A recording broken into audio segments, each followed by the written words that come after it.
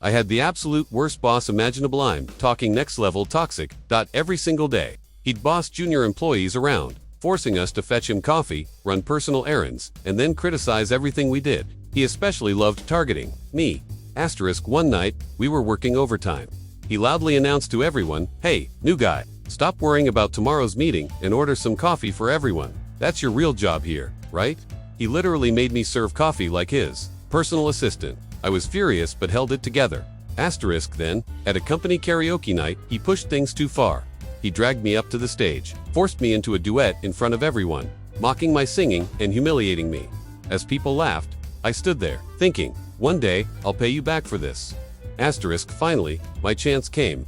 Our team had to deliver a huge presentation in front of all the executives. I worked day and night preparing an incredible pitch, but my boss interfered at the last minute, demanding ridiculous changes that would ruin everything. Something snapped inside me. I knew exactly what to do. The next morning, when it was my turn to present, I ignored all of his terrible suggestions and secretly used my original slides. The executives were blown away. They loved it, applauding enthusiastically.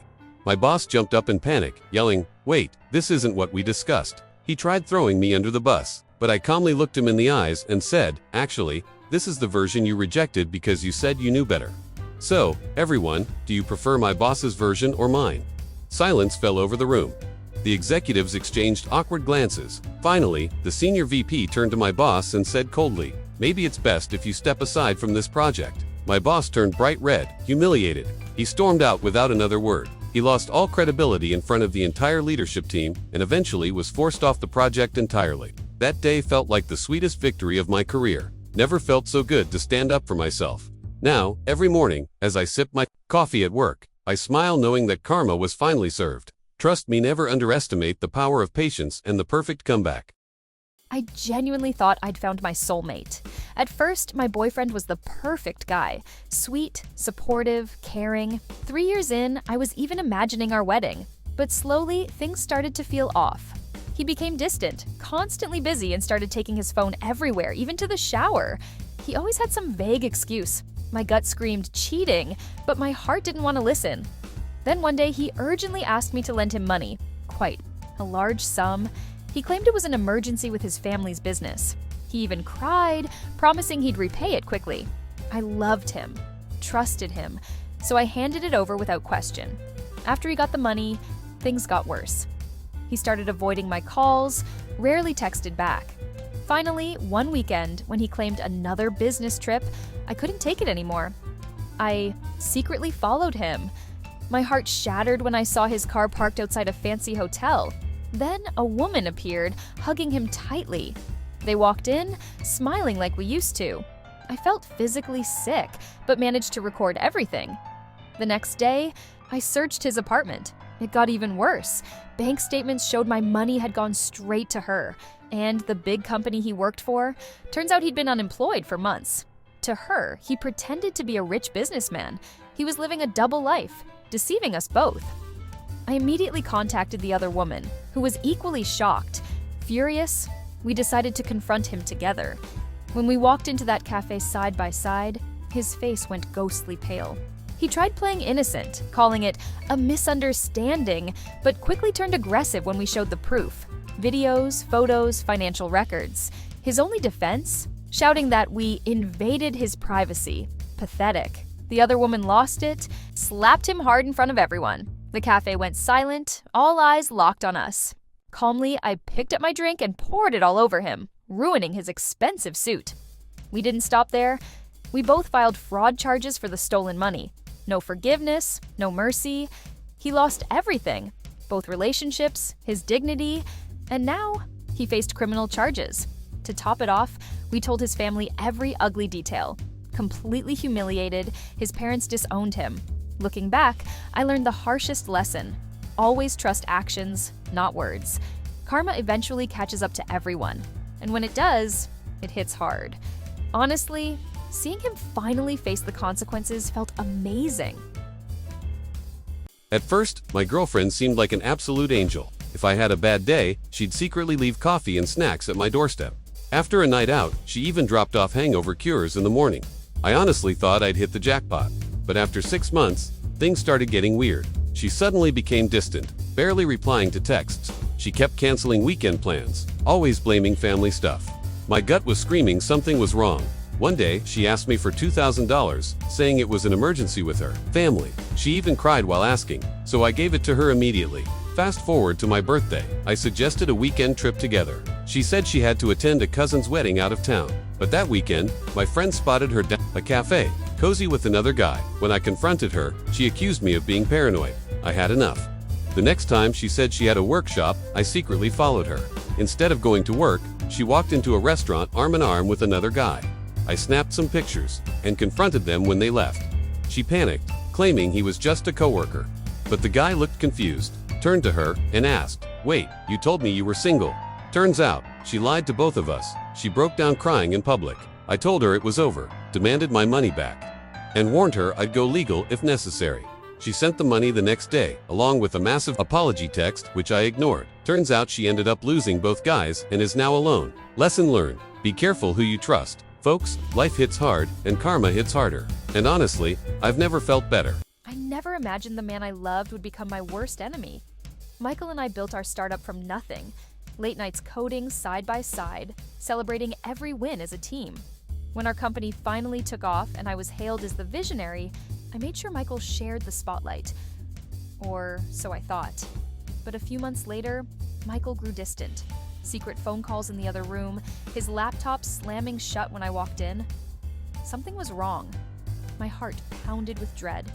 I feared he was having an affair. Each late-night work meeting left me lying awake alone, wondering what had changed. One night, desperate for answers, I followed him to a parking lot behind our competitor's headquarters. From the shadows, I watched the rival CEO shake. Michael's hand, my stomach dropped. This was no affair. It was a betrayal far worse. I listened in shock as Michael handed over our prototype designs. He was giving away everything we'd built for a high-paying job and quick cash. In that moment, my world collapsed. The man I loved was selling our dreams for his own gain. I couldn't stay hidden. Outrage drowned out my fear as I stepped forward. "How could you, Michael?" I shouted. He whirled around, eyes wide in shock. Tears blurred my vision as Michael's face twisted with bitterness. "I deserve more than to live in your shadow," he snarled. "They offered me what I'm owed. Respect money. You got all the glory while I was invisible." I never knew he felt this way. Now every memory felt tainted. My hands shook. "We were a team," I cried. "I trusted you. I loved you." Michael's anger crumbled into regret. He reached for me, but I backed away. Sirens pierced the night. I had called security. Red and blue lights flashed as police arrived. As officers led Michael away in handcuffs, his frantic apologies echoing into the dark, I felt strangely calm. Our dream was shattered, but I was still standing. His betrayal taught me a cruel lesson. The deepest wounds come from those closest to us, and they take the longest to heal. But as I watched the man I once loved disappear into the back of a police car, I knew that though he broke my heart, he could not break me. I never imagined a single moment could change everything. One minute, Adam and I were just two coworkers wrapping up a late night at the office. The next, we were trapped in an elevator between floors. The lights flickered, then died, leaving us in darkness except for the pounding of my heart. My breath hitched with a mix of fear and something more, an acute awareness that Adam was only inches away. In the dim emergency glow, I felt him step closer. "It's going to be okay," he murmured, trying to comfort me. I've known Adam for years, sharing coffee breaks, inside jokes, even stolen glances when we thought the other wasn't looking. But we never dared cross the line beyond friendship. Now, in that tiny box together, every unspoken feeling hung, heavy in the air. A tense silence settled as we tried the emergency phone with shaky hands, but nothing worked. Adam ran a hand through his hair, his jaw clenched and eyes full of worry. And something else. The stale air was thick with tension. My skin prickled, hyper-aware of how close he stood. Suddenly the elevator jolted, making me stumble. Adam's arm shot out and he pulled me hard against his chest. My hands pressed against his shoulders. For a moment, neither of us moved. I was enveloped in his warmth and the clean scent of his cologne. In that unintentional embrace, years of pent-up longing came to life. I looked up and found his face inches from mine. Even in the dimness, his eyes burned with concern and a longing that mirrored my own. "Hannah," he whispered, my name a question and a promise. My heart thudded against my ribs. His hand at my waist kept me close, and I didn't want him to let go. He hesitated, his breath unsteady. Slowly, giving me every chance to pull away, he leaned down. I answered by rising on my toes to meet him. Our lips met in a fierce, hungry kiss, years of denial pouring out in one searing touch. His fingers tangled in my hair as I melted against him with a soft sigh. The fear and tension from moments before ignited into a sweet, irresistible heat. For a few infinite seconds, nothing existed outside of that elevator. The world fell away until there was only his lips on mine and his arms around me, making me feel safer and more alive than ever. When we finally broke apart, we were both breathless. Our foreheads pressed together as we tried to steady our racing hearts. Then the power returned, and the elevator jolted back into motion. We stayed in each other's arms as light flooded around us. When the doors opened at the lobby, we knew nothing would ever be the same. He brushed a thumb tenderly across my cheek, and I answered with a trembling smile. Sometimes it takes an unexpected twist of fate to finally surrender to the feelings that were in our hearts all along. So back when I was studying abroad in the US, I was pretty active on dating apps. One day, I matched with this literally perfect guy, tall, handsome, mysterious, and his bio just said, "Works for the government." On our first date, he was charming, funny, basically the total package. When I asked about his job, he just casually smiled and said, "I just do some investigative work for the government," which immediately made me more curious. On our second date, as a joke, I playfully asked him, "What are you, like FBI or something?" And with a completely straight face, he looks me dead in the eyes and says, "Actually, yes, I'm an FBI agent." I laughed it off, thinking it was a hilarious joke, until he literally pulled out his real FBI ID badge. I immediately started sweating, imagining every embarrassing Google search or slightly illegal thing I ever did in my entire life. As another joke, I nervously asked him, "Wait, am I under FBI surveillance or something?" And this man just smiled back and said, "Can't confirm or deny." After that day, I never joked around on dating apps again. We ended up staying friends, and now it's literally my favorite story to tell at parties. Ever dated an FBI agent? 'Cause I have. Moral of the story: dating apps can be wild, and sometimes their job descriptions are way too real.